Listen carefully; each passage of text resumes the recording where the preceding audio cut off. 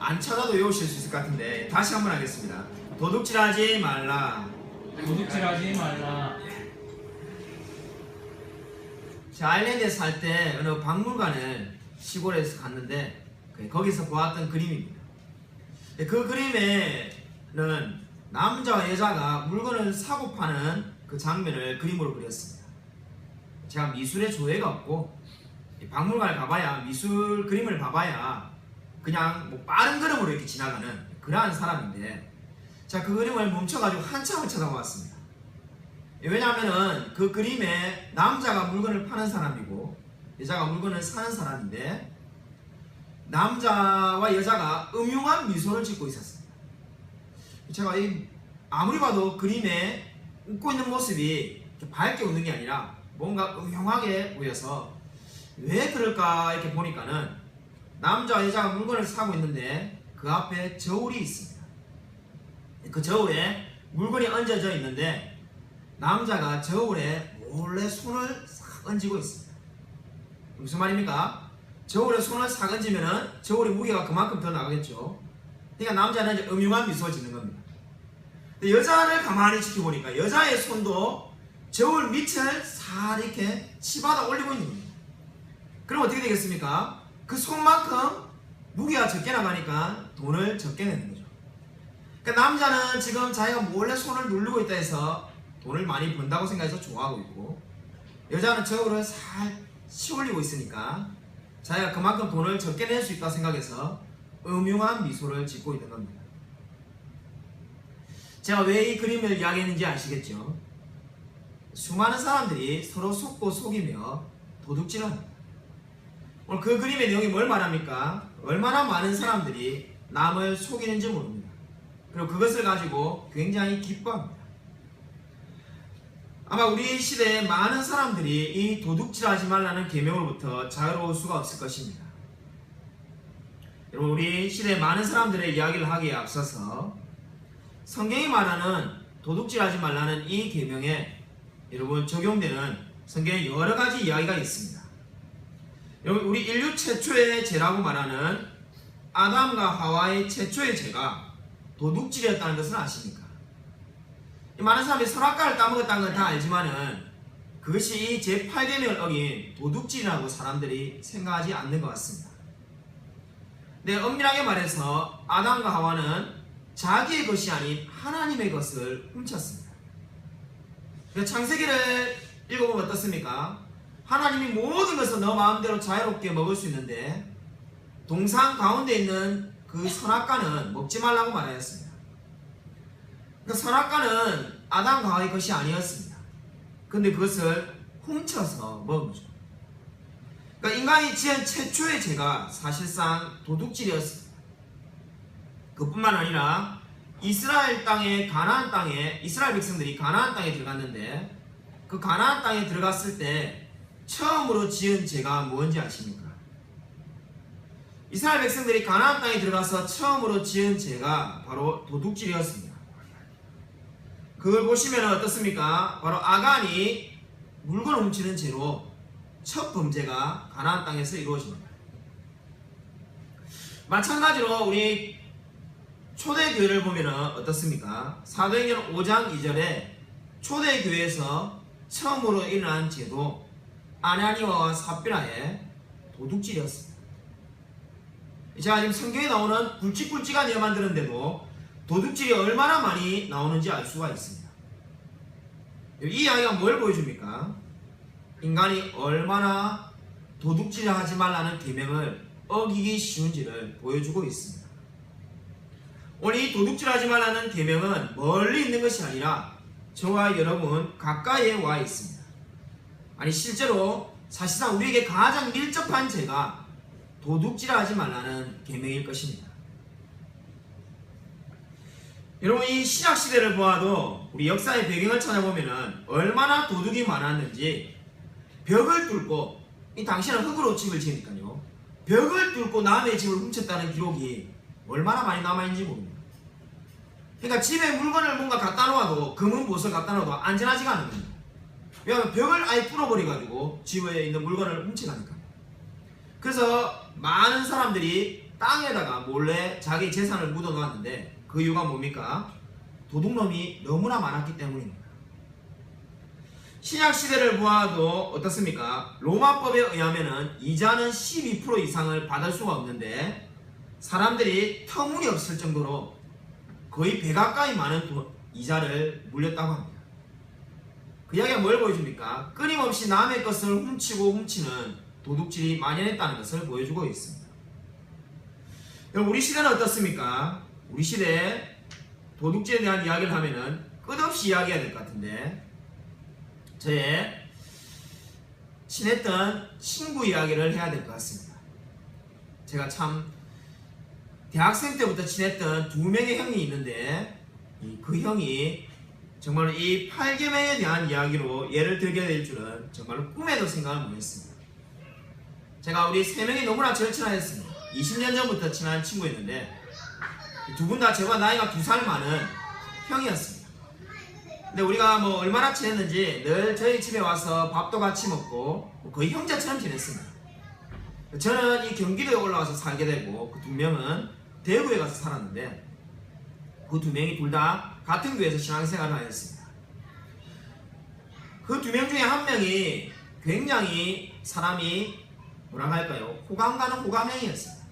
저처럼 무뚝뚝한 사람이 아니라 늘 사람을 대하면 웃는 낯으로 대하고 늘 친절하게 대하는 그러한 사람이었습니다. 자동차 영업을 하였는데 정말로 열심히 살았습니다.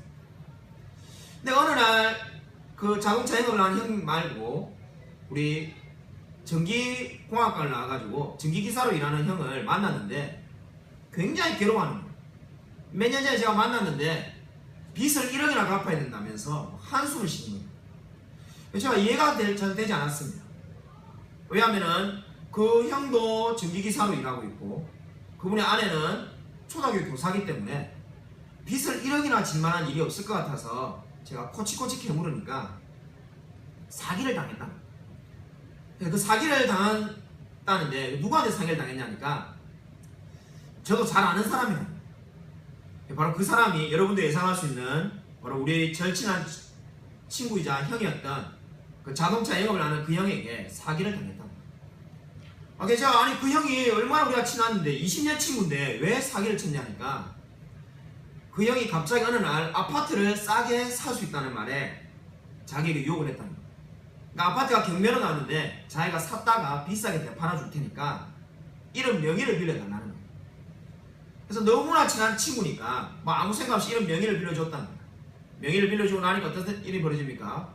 아파트를 사고 다시 되팔았다고 말하면서 어느 날 취득세가 이렇게 날라옵니다. 자기가 다 낼 테니까 걱정하지 말라고 하는데 시간이 지나니까 어떻게 됩니까? 그 취득세를 내지 않았다고 해서 연체료가 날라옵니다. 그리고 자기 이름으로 수많은 빚들이 나옵니다. 그래서 이게 어떻게 된 일인가 싶어가지고 이제 그 형에게 전화하니까 없는 번호라고 나오는 거죠. 그래서 이제 그때 깨달은 거죠. 내가 이게 사기를 당했구나. 이 친구가 도망을 갔구나. 자기가 이제 빚을 내가지고 그 빚을 갚기 시작합니다. 벌금을 내기 시작합니다. 근데 주일날 교회를 가니까는 교회 남전도에 있는 많은 집사님들이 이 전기기사로 일하는 형을 둘러싸가지고 소리를 지르는 거예요. 왜 그러냐니까 자기들 돈을 지금 다 사기치고 도망간 그 너의 친구, 절친한 친구, 그 자동차 영업하는 그 친구 어디 갔냐라고 말하는 거예요. 자기도 사기를 당했다고 말하니까 그제서야 알아보니까 어떻게 됩니까? 이야기를 하면 긴데 대구의 큰 교회인데 그 교회 남전도의 교인들이 그 사기에 연루되어 있습니다. 무려 100억 이상의 돈을 사기를 치고 외국으로 도망하는 거죠. 한마디로 교회가 난리가 났습니다. 그러니까 교회 모이니까 뭐 예배가 제대로 되지가 않고 다 자기 돈이 1억 잃어버렸다, 2억 잃어버렸다, 100억 이상의 돈을 사기를 치고 떠납니다. 자, 그 이야기를 몇 시간 동안 듣는데 믿기지가 않았습니다. 자, 모르는 남의 이야기도 아니고 제가 20년을 친구로 지냈던 그분이 정말 그러한 사기꾼이라고 한 번도 생각해 본 적이 없습니다. 늘 착하고 웃는 낯이었고 늘 진실한 사람이었는데 어떻게 그럴 수가 있는가. 그 이야기를 전해주던 우리 그 전기기사 형님이 이렇게 말하더라고요. 나는 그 친한 친구 그 형이 그리스도라고 생각했는데 거듭나지 않는 것 같다. 제 같으면 막 그 사람에 대해서 막 욕을 하고 저주를 할 건데 그렇게 하지 않고 그분이 그래 말하더라고요. 자기가 사기를 당한 이유는 헛된 이익을 얻으려고 했기 때문에 사기를 당했다는 거예요.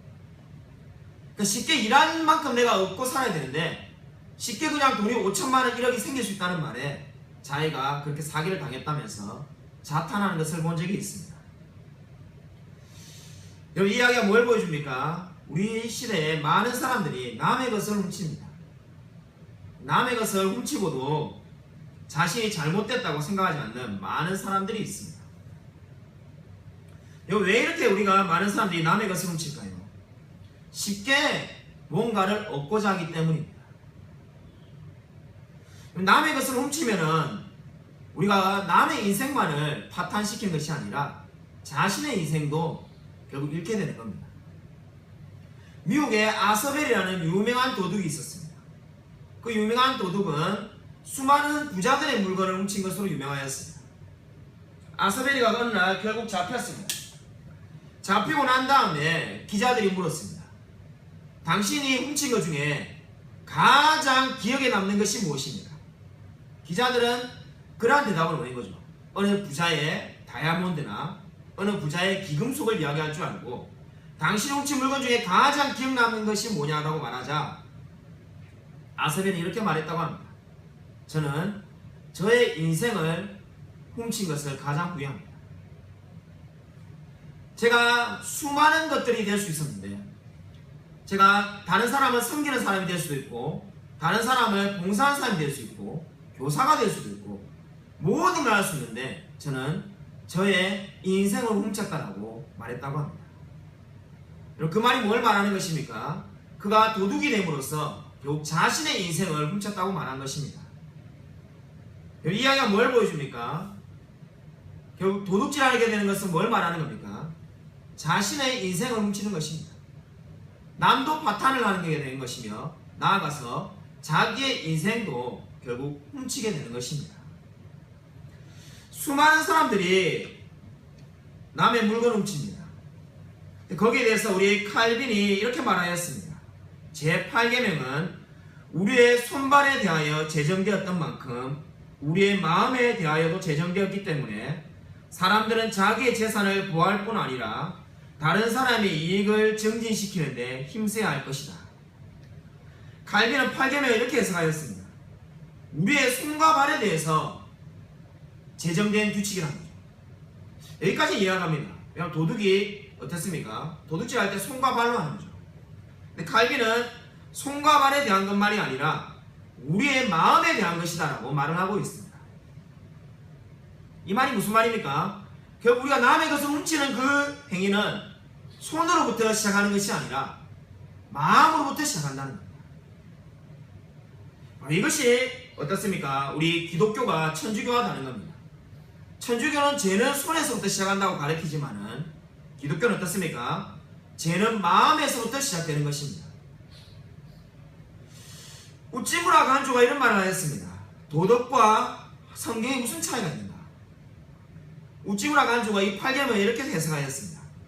우리가 우찌무라 간주 아시죠? 일본이 난 위대한 기독학자 우찌무라 간주가 아니 공자도 도둑질하지 말라고 말하고 맹자도 도둑질하지 말라고 말하고 그죠? 어느 철학자라 하더라도 도둑질하라고 말하는 사람은 없습니다.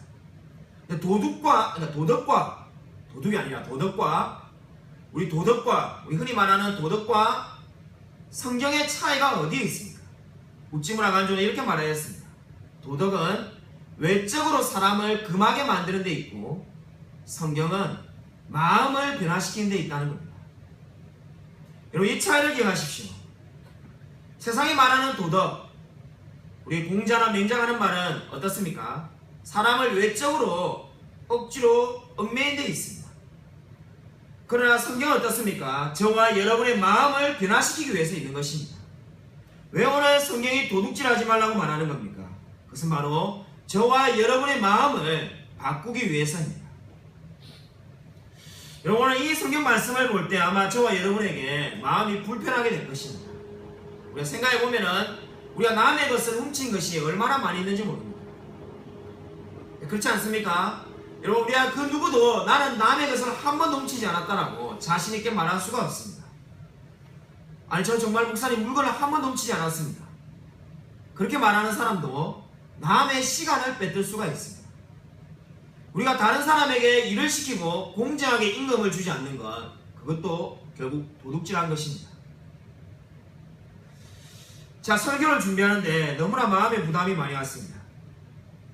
자, 솔직히 10계명 시리즈로 설교를 지금 하고 있는데 얼마나 많이 후회하고 있는지 모릅니다. 자, 지난번에 시리즈로 설교한 누가 참 그리스도인가 라는 시리즈로 설교할 때 마음에 별 큰 부담이 없었습니다. 복음으로 이야기하는데 제가 정말 13번을 설교했는데 실력은 안 되지만 30번이라도 설교하고 싶었습니다. 10계명을 설교하다 보니까는 제 자신이 얼마나 한심한 사람인지가 드러나서 설교를 준비하는데 너무나 불편합니다. 가급적이면 제 이야기는 안 하고 싶고 남의 이야기만을 가지고 방금 이야기 드린 것처럼 제 지인의 이야기, 친구의 이야기 이렇게 설교를 준비하고 싶은데도 제가 너무나 부족하다는 생각에 결국 제 이야기를 할 수밖에 없습니다. 제가 잘났다는 이야기를 하는 것이 아니니까 얼마든지 해도 되겠죠. 도둑질에 대해서 제가 아마 평생 잊을 수 없는, 제가 크게 도둑질한 적이 있습니다. 목사님이 그런 사람이 아닌 것 같은데요. 목사가 되기 전에 도둑질했다면 또 괜찮은데 제가 이미 신학교도 졸업하고 강도사로 있을 때 제가 아일랜드에 갔을 때 제가 슈퍼에서 일할 때였습니다. 아일랜드에서 우리나라 홈플러스에 해당되는 마트에서 일을 하는데 어느 날 마트에 가보니까는 8시간씩 일을 하는데 마트에 있는 직원들이 갑자기 밤에 클로징 타임이 되니까 10시가 가까우니까 분주하게 움직이는 거예요. 뭔지 몰랐는데 가만히 보니까 가방에다가 어떤 사람은 포도주를 갖다 놓고 어떤 사람은 또 다른 걸 갖다 놓고 막 물건을 챙기는 거예요. 처음에 저는 첫날에는 그분들이 그거 물건을 사서 가는 줄 알았어요. 며칠 지나고 보니까는 이걸 훔쳐가는 거예요.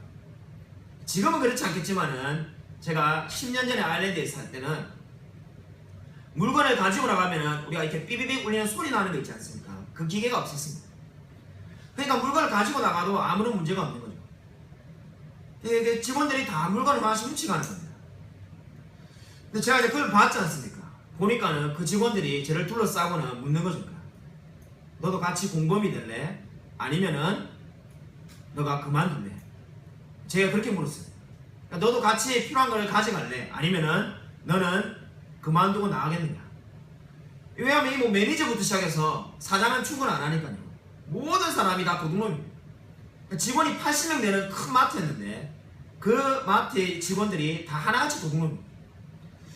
제가 처음에 굉장히 갈등이 있었습니다. 당연히 도둑질 하고 싶은 마음이 없는데 그냥 최저임금 받고도 먹고 사는데 왜 이럴까? 근데 순간적으로 생각이 막 드는 거죠. 여기서 내가 도둑이 안 된다면은 분명히 이 사람들이 결국은 나를 해고 싶을 거다. 매니저가. 제가 같이 이렇게 공범이 되기로 했습니다. 첫날에 그냥 남은 음식, 제가 팔고 있었던 베이컨이나 소세지나 이렇게 남은 음식을 가지고 왔는데도 집에서 그걸 먹는데 막 잘 넘어가지가 않습니다. 이거 도둑질인데 다 폐기 처분해라 했는데 사실 아까 큰 죄도 아니죠. 어차피 버릴 거 다 가져왔는데 근데 먹는데 막 진짜 이게 막 너무나 가슴이 안타깝습니다. 그러나 제가 어떻게 변했는지 아십니까? 한 달이 지나자 이제 아무런 양심의 가책이 없이 그냥 그걸 가져오기 시작합니다. 한 2달 지나니까 어떻게 되는지 압니까? 아침에 출근을 하면은 오늘 뭘 가져갈지만 바라보고 있습니다. 오늘은 뭘 가져갈까? 오늘 집에 필요한 게 없을까? 그 생각만 하루 종일 하고 있는 겁니다. 8시간 또는 어쨌든 땐 잔업을 일하게 돼서 10시간, 12시간씩 일할 때가 있었는데 일하는 내내 생각이 뭡니까? 뭘 가져갈 건가? 뭘 훔쳐갈 것인가? 그 생각밖에 하지 않습니다. 어느 날 갑자기 물건을 가져가지 못하는 날이 있으면 어떻습니까? 막 손해본 것 같고 기분이 불쾌합니다. 그날 어느 날 제게 사건이 생겼습니다. 그날도 제가 많은 음식을 가져와가지고 우리 집에 와서 아내랑 그 당시 우리 아이가 없을 때니까요. 우리 집주인 브라이언하고 같이 이렇게 음식을 먹었습니다. 브라이언이 이제 영어로 제가 이렇게 이야기를 하는 거죠. 아니 넌 어떻게 맨날 이렇게 사가지고 오냐? 이게 돈이 많이 들 건데 이거 물가가 비싼데 너 이렇게 맨날 이렇게 가지고 오냐? 이거 뭐 이렇게 매번 이렇게 사서 어떻게 하냐? 다음에 제가 사겠다. 이거 아마 괜찮다고 말합니다. 사람이 이렇게 다음 주에 우리 설교할 거짓말하고 도둑질하고 밀접한 관련이 있는데 결국 어떻습니까? 이 진실을 말할 수밖에 없는 거죠. 자, 어떻게 되냐면은 야, 너가 이거 어떻게 사가지고 왔냐 이렇게 물어보는데 영어로 그죠? 제가 뭐라고 말했냐면은 산 것이 아니라 가지고 온 거다 이렇게 말해요. 그러니까 브라이언은 영어로 buy, bought라고 이렇게 물어보는데 저는 가지고 왔다고, bring이라고 이렇게 가지고 왔다고 대답합니다. 그래서 제가 그냥 사지 않았으니까요. 그냥 제가 가져왔을 거니까. 그거를 딱 그 집주인 브라이언이 물고 내려집니다. 야, 너 방금 뭐라고 말했니? 가지고 왔다라고 말하지 않았니? 그걸 가지고 왔다. 그럼 너 이거 안 샀다는 말 아니니? 사람이 이제 본능이 어떻습니까? 거짓말하기 싫으니까. 진실을 말할 수 없으니까 어떻게 합니까? 그냥 가지고 왔다는 거다. 왜 그렇게 말을 이해를 못하냐고 제가 넘어가려고 했습니다. 코치코치 묻는 거죠. 결국 제가 진실을 말할 수밖에 없었습니다. 그냥 그걸 이제 훔쳐왔다고 이야기한 거죠. 그자 그걸 먹고 있던 브라이언이 딱 안 먹기 시작하면서 자기 이제 안 먹겠다는 거예요. 제가 굉장히 기분이 나쁜 거예요. 그럼 너 먹기 싫으면 먹지 마라. 내가 먹을게. 그때 브라이언이 제게 이렇게 말했습니다. 너는 죄를 짓고 있는 거야. 이것은 도둑질합니다. 자, 그때 머리가 죽비닥 쓰면서 전율이라는 걸 느꼈습니다. 여러분은 죄를 지어본 적이 있습니까? 그 죄를 지적당할 때 정말로 전율이라는 건 처음 느끼죠. 그때 제가 잘못했다고 생각하고 해결해야 되는데 여러분 죄는 어떻게 됩니까? 우리 다음 주에 설교할 거짓말과 이 도둑질이 연결되는데 죄는 또 다른 죄를 낳게끔 되어 있습니다. 자, 도둑질한 것을 그때 회개하고 용서를 구하면 되는데 그것을 덮고 싶으니까 어떻게 됩니까? 또 다른 죄를 짓게 됩니다. 자, 막 화를 내면서 싸우게 됩니다. 어떻게 물고 늘어지냐면은 야, 너는 생전에 죄를 안 지었냐? 너는 얼마나 잘났길래 그러냐 하면서 브라이언하고 대판 싸웠습니다. 얼마나 크게 싸웠던지 결국 제가 그 다음 달에 이사를 가게 됐습니다. 그러니까 그분이 우리에게 은혜를 베풀어가지고 당시에 아일랜드의 집값이 한 달에 월세가 200만 원인데 그거를 공짜로 살게 해줬는데 제가 이제 자존심상 필요 없다고 말하면서 이사를 가게 되었습니다. 그하고 싸워가지고 이제 그 이상 말도 하지 않는 거죠. 제가 그냥 죄를 지었으니까 죄를 회개하면 되는데 그 회개하기 싫으니까 너는 무슨 죄를 안 짓고 사냐면서 결국 거짓말을 하고 결국은 인간관계가 다 파손되게 말았습니다. 자, 오늘 이 설교를 준비하면서 저의 과거가 생각이 났습니다. 제가 왜 그때 그랬을까? 자, 그때 내가 죄를 회개하며 용서를 구했어야 되는데 제가 그때 얼마나 많이 구했는지 모릅니다. 오랜 기간 동안에 제가 아마 7개월 이상을 물건 훔쳤던 것 같습니다. 얼마나 많이 오랫동안 훔쳤던지 그것이 뭐 죄라는 생각도 없고 제가 오히려 가면은 늘 물건 훔치는 그 마음만 가지고 살았던 것 같습니다. 물건 훔치는 것도 잘못된 거지만은 어떻습니까? 우리가 정말 하나님 앞에서 일을 한다는 것을 볼 때 그 일하는 자체가 잘못됩니다. 그 태도가 너무나 잘못된 태도로 제가 살아왔었습니다. 사랑하는 여러분, 여러분은 직장에서 어떻게 일을 하고 있습니까? 여러분 정말로 그 일하는 시간 동안에 열심을 다해서 일을 하고 있습니까? 그냥 시간을 때우면서 일하는 것 자체가 사실상 시간을 훔치는 도둑질을 하고 있는 것입니다. 그럼 성경은 뭐라고 말을 하고 있습니까? 도둑질하지 말라라고 말을 하고 있습니다. 내가 남의 물건을 훔치는 것만이 도둑질이 아닙니다. 시간을 훔치는 것. 내가 다른 사람 밑에서 일을 하고 있는데 그 일을 최선을 다해서 일하지 않는 것, 그 자체가 이미 도둑질을 하고 있는 것입니다. 여러분 얼마나 하나님 앞에 진실하게 살아가고 있습니까? 여러분 오늘 성경은 도둑질하지 말라라고 말을 하고 있습니다. 이미 제가 10계명의 설교 때 여러 번 말한 것처럼 도둑질하지 말라는 이 계명의 의무가 무엇입니까? 그 반대 의무가 있는데 바로 그것은 진실하게 살아가는 반대 의무가 들어있는 것입니다. 제가 합동신학대학원을 가기로 결심한 이유가 있었습니다.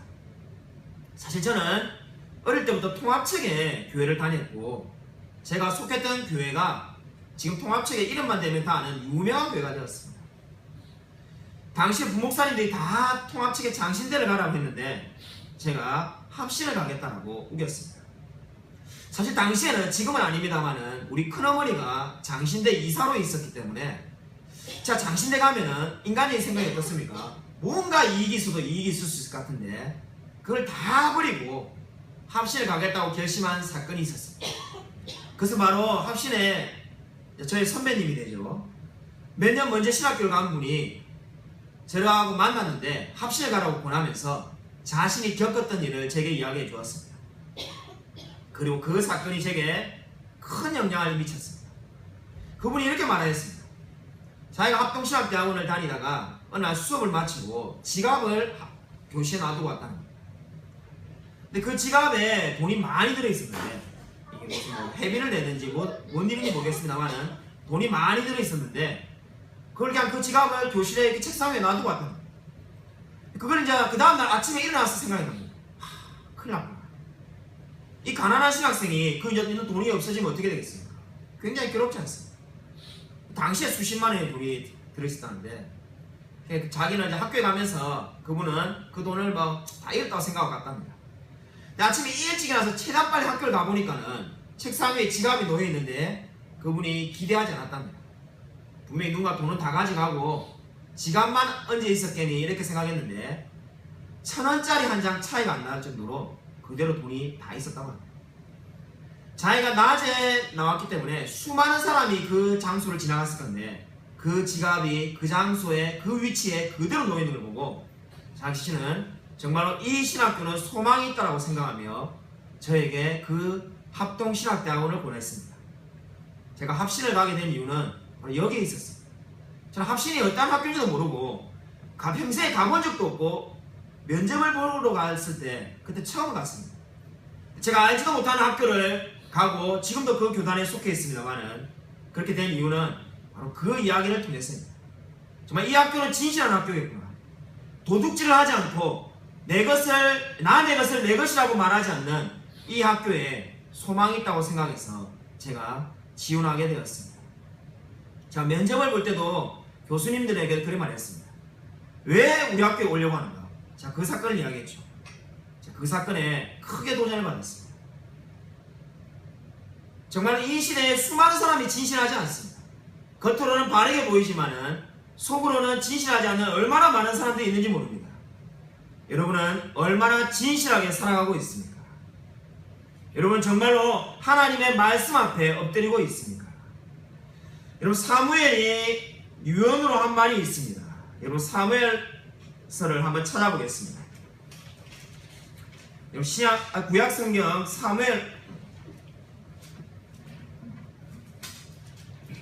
사무엘서를 한번 찾아보시겠습니다.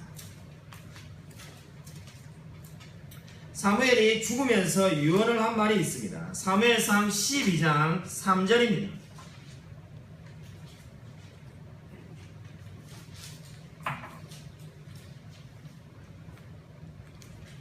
사무엘서 12장 3절 말씀입니다.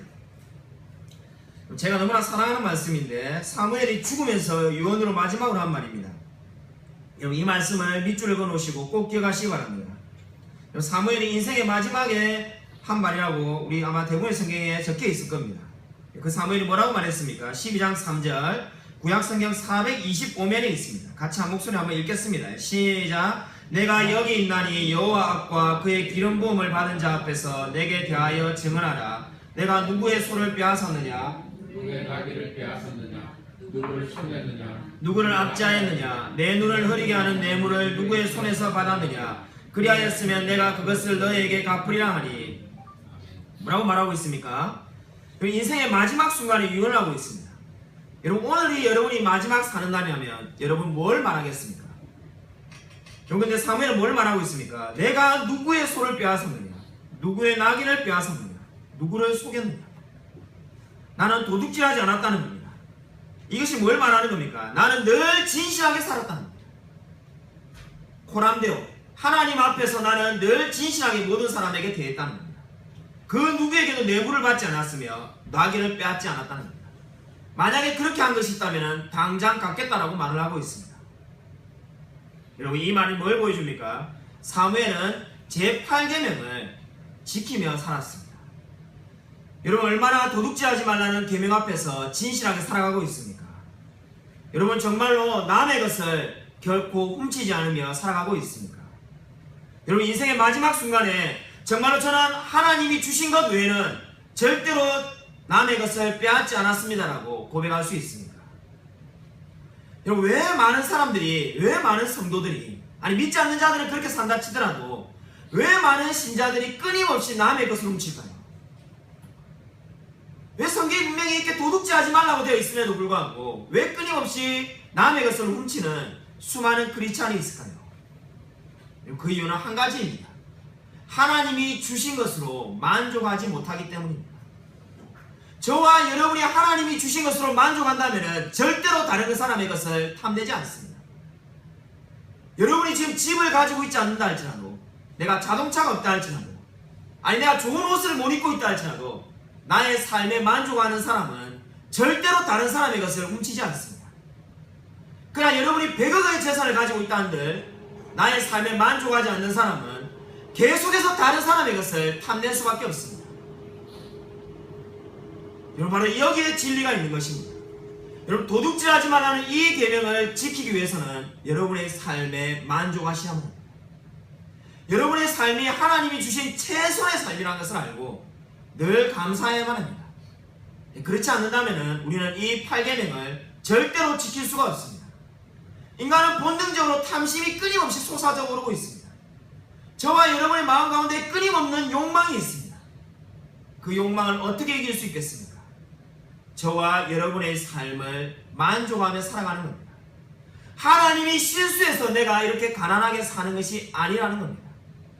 하나님이 능력이 부족해서 내가 이렇게 적은 것을 소유하며 살아가고 있지 않습니다. 여러분 이 진리를 기억하십시오. 여러분 중국의 위대한 선교사였던 허드스텔러가 그의 자서전에서 뭐라고 말하는지 아십니까? 나는 적게 소유하는 사치를 누리고 살았습니다. 제가 허드스텔러 전기를 읽는데 그 말을 잊을 수가 없었습니다. 나는 적게 소유하는 사치를 누리고 살았습니다. 여러분 허드스텔러는 아무것도 없었습니다. 여러분 그의 삶을 아시죠? 믿음 선교라고 컵이 필요하면 컵 달라고 기도하면 하나님이 컵 주시고 뭐 그렇게 살았습니다. 아무것도 자기의 것이 없이 살았습니다. 그가 그의 인생을 마지막으로 이렇게 말하였습니다. 저는 적게 소유하는 사치를 누리고 살았습니다. 그 말이 뭡니까? 내가 많은 것을 가지면은 그 많은 것에 대한 하나님이 책임을 물으실 것입니다. 여러분 재산이 많이 가지고 있습니까? 하나님이 그것을 어떻게 사용했는지 반드시 물으실 것입니다. 여러분 하나님이 주신 많은 은사를 가지고 있습니까? 그 은사를 어떻게 사용했는지 반드시 하나님이 마지막 날에 물으실 것입니다. 여러분 저는 은사가 많이 있습니다 라고 이렇게 자랑하는 분들을 제가 얼마나 많이 만났는지 모릅니다. 그 많은 은사를 가지고 잘 사용하지 않는다면 그 은사를 도둑질하는 것입니다. 여러분 적게 소유하고 있습니까? 재능이 없어하고 생각하십니까? 허슨테일러처럼 감사하십시오. 여러분 적게 소유하는 사치를 누리고 있는 것입니다. 많이 소유하였습니까? 그 많은 것들을 하나님을 위하여 사용하십시오. 하나님께서 많은 것을 준 만큼 많은 책임을 물으실 것입니다. 여러분 진실로 도둑질하지 말라는 이 계명이 저와 여러분의 삶에 어떠한 의미가 있습니까? 제가 아는 한 가장 감동적인 도둑의 이야기를 여러분에게 말씀을 드리고 오늘 설교를 마치고자 합니다. 이탈리아 시실리아의 한 도둑의 이야기입니다. 한 시실리아의 한 도둑이 목사님의 물건을 훔쳤습니다. 목사님의 가방을 훔쳐가지고 가져가려고 하는데 보니까는 이제 쓸모없는 것들이 있어가지고 그 쓸모없는 것들을 하나씩 태우기 시작합니다. 그러니까 필요한 돈은 챙기고 쓸모없는 것들은 그 자리에서 태우는 거죠. 그때 성경을 집어 던지려고 하자 목사님이 제발 성경 태우지 말라고 말합니다. 그자 그 도둑이 이제 약을 올리기 위해서 야 이게 뭐라고 대단하고 그러냐면서 성경을 불에 집어 던지려고 합니다. 그자 목사님이 그 큰 죄를 짓는 거니까 예수를 안 믿어도 그런 죄를 지어서는 안 된다고 말하며 성경 태우면 안 된답니다. 그자 도둑이 내가 태우지 않을 만큼 가치가 있는 것인지 입증해봐라고 말하자 목사님이 시편 23편을 읽기 시작합니다. 여호와는 나의 목자시니 내게 부족함이 없으리로다. 이렇게 시작하는 말씀을 쭉 읽기 시작합니다. 그자 듣고 있던 도둑이 마음에 와닿았는지 그렇다면 그 성경을 태우지 않을 테니까 나를 달라라고 말합니다. 도둑이 돈과 귀중품과 성경을 훔치고 갔습니다. 몇 년의 시간이 지났습니다. 어느 날 목사님에게 한 사람이 찾아왔습니다. 그 사람이 자기를 기억하냐고 묻습니다. 목사님이 아무리 보아도 기억이 안 납니다. 그 사람이 이렇게 말합니다. 제가 몇 년 전에 당신의 물건 훔쳐갔던 도둑입니다. 당신의 그 성경을 읽고 또 읽다가 제가 거듭나서 예수를 믿게 되었고 저도 목사가 되었습니다. 제가 아는 한 세상에서 가장 감동적인 도둑의 이야기입니다. 정말 훔쳐도 성경 훔치는 것이 낫다는 말처럼 그가 성경을 훔쳐서 읽다가 결국 어떻게 되었습니까? 목사가 되었습니다. 여러분 진정으로 여러분에게 이 도둑질하지 말라는 계명은 어떤 의미가 있습니까? 여러분 늘 진실하게 살아가고 있습니까? 여러분 정말로 내가 하나님이 내게 주신 이 모든 것들을 나의 가족과 나의 재물과 재산과 직장을 만족하며 살아가고 있습니까? 여러분이 얼마만큼 만큼 소유하고 있든지 상관없이 여러분이 만족하고 감사하고 있다면 여러분은 복받은 자입니다. 아무쪼록 자신이 가지고 있는 것들을 늘 감사하며 남의 것을 결코 탐내지 아니하며 늘 하나님 앞에 진실하게 살아가는 저와 우리 모든 성도님이 되시기를 주님의 이름으로 간절히 축원드립니다. 이 시간 우리 이렇게 함께 통성기도 하겠습니다.